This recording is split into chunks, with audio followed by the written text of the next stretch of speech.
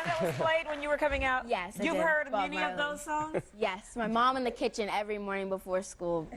Literally. Does she love Bob Marley just as much as I do? I love so him. I was named after Bob Marley because my mom is from Jamaica. So to bring back in the roots of my family, who I don't always get to see, and coming into living in New Jersey, I experienced that through What's my your name. favorite Bob Marley song? Well, my favorite Bob Marley song, it's kind of like a tie because, you know, One Love is like, it's the song. Yes. But, yeah. But I also do like I Shot the Sheriff, which is not like the best song, but you love it too. You know, you just have to love it. Yes, you just do. I love you. Yes, so we know you love music, you love Bob Marley, you also love reading and books. And Yes. tell us about this big campaign and how it started. So the 1,000 Black Girl Books campaign is a social media campaign started by me in November of 2015.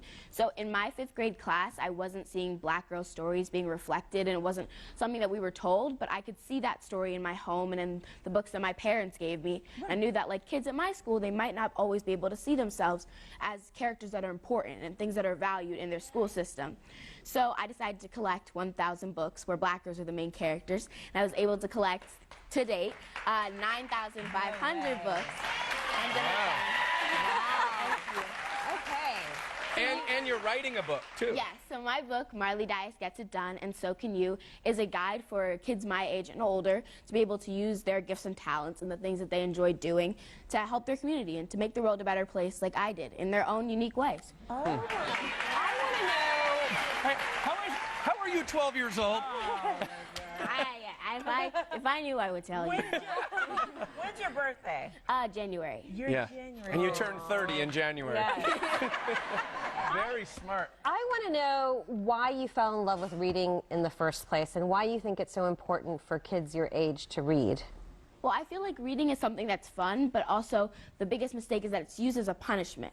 And people say, sometimes I hear parents say, go to your room and read, or get off your phone and read, and that puts a negative connotation to something that can help you a lot. So we have, like, reading gives you words. So in a sense, you might be able to get in a fight about something like, oh, I don't like this camera angle, or whatever you want to say it to a producer or something. Yeah. And then you are able, through the books that you read and through the things that you like get to enjoy through novels and whatever you like to read, you are able to express those feelings in a more clear and articulate way. Oh my goodness. Have you... Wait a minute. Go ahead. I thought my kids were going to get it when I got home. They're really going to get it now. 'Cause I'm like, what are y'all doing? Y'all not doing nothing.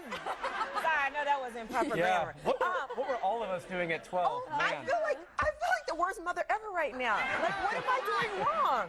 It's not like that. But I want a daughter like you. Yeah. It's incredible. Yeah. Okay. So now you're like on doing talk shows. You're on cover of magazines. You're like on this speaking circuit. Did you ever think when you started the hashtag it was going to be this big?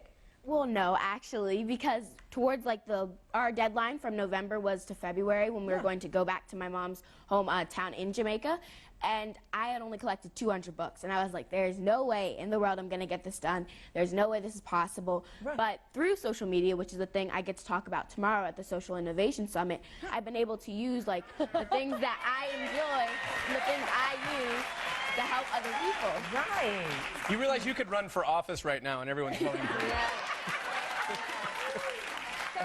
Do you have a favorite book of all time? Well, that's a tough question because I get new books all the time, but I'd say my 2 all-time, because I can't pick one, is Brown Girl Dreaming by Jacqueline Woodson. It's a memoir of her life written in verse, and it's really good, and it's one of the first books I ever didn't understand, and I was really frustrated because I was like, I don't understand what poetry means, this word, right. And then I was able to grow and learn and connect with her story a lot.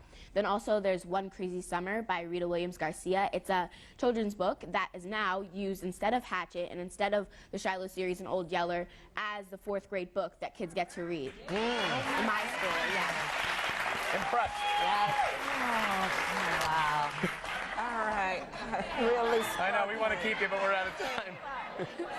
What am I like, seriously, I could cry right now. For more information on how to be a part of the hashtag 1000 Black Girl Book movement, it's all on WendyCityLive.com.